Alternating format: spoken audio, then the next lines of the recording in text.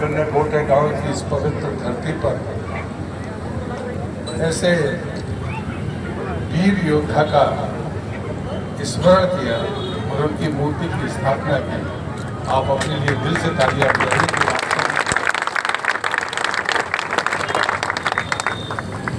हम बचपन में थे तो हमारे घर में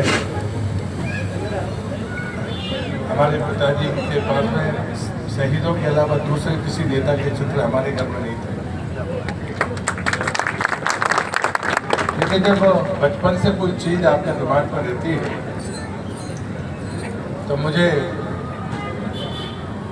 उस महा आत्मा के उन 5 स्थान पर जाने का मुझे मौका मिला है। जन्म स्थान पर भी, जहाँ तक ने शहादत दी है वहाँ पर भी, जहाँ पर वीर ने उनको राजा बनाया वहाँ पर भी, और जहाँ पर जंगल ने अपनी देह त्यागी वहाँ पर भी, और जो सबसे कठिन लड़ाई उन्हें लड़ी उस स्थान पर भी मुझे जाने का मौका मिला। उन 5 स्थानों को मैंने अपनी आँख से देखा है। मैं 2 ही प्रेरणा लेता हूँ और मैं मानता हूँ कि अपने बच्चे अगर राणा प्रताप से कुछ सीखना चाहते हैं तो राज्य सत्ता का दोष है कि राज्य सत्ता जब पास में आती है तो वो उसको भगवान बना देने का अहंकार देती है। लेकिन राणा प्रताप के वंशज और राणा प्रताप की परंपरा उन्हें एक लिंग जी को राजा माना और उसके महत्व काम करने का पीढ़ियों तक काम किया। इसलिए कभी भी राणा प्रताप के वंशजों ने अपने आप को राजा नहीं लिखा, राणा जरूर लिखा लेकिन राजा नहीं। दूसरा मैं ये मानता हूँ कि सामर्थ्य आने के बाद आदमी कभी अपने राजनीतिक भविष्य की चिंता करता है। वो ऐसे व्यक्ति थे जिनके बारे में कहानियां अनगिनत हैं। बच्चे भी भूख से तड़पते रहे लेकिन संकल्प से अगर कोई टिकता नहीं है तो उसका नाम राणा था।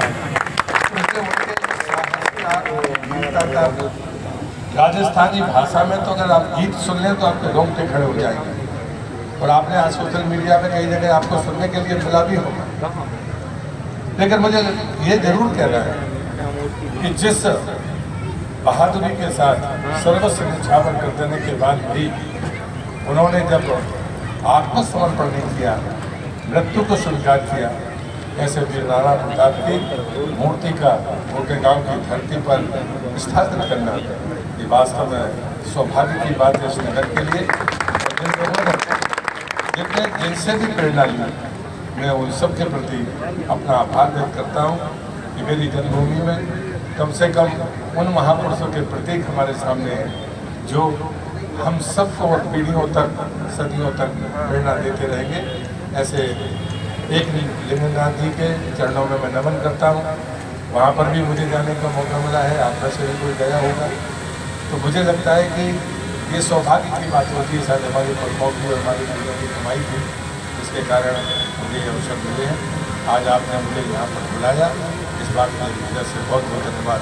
फिर से बोलता हूँ वीर राणा प्रताप आपका उठाइए 2 बार। अमर रहे, अमर रहे वीर राणा प्रताप, अमर रहे वीर राणा प्रताप, अमर रहे वीर राणा प्रताप, अमर रहे भारत माता की जय।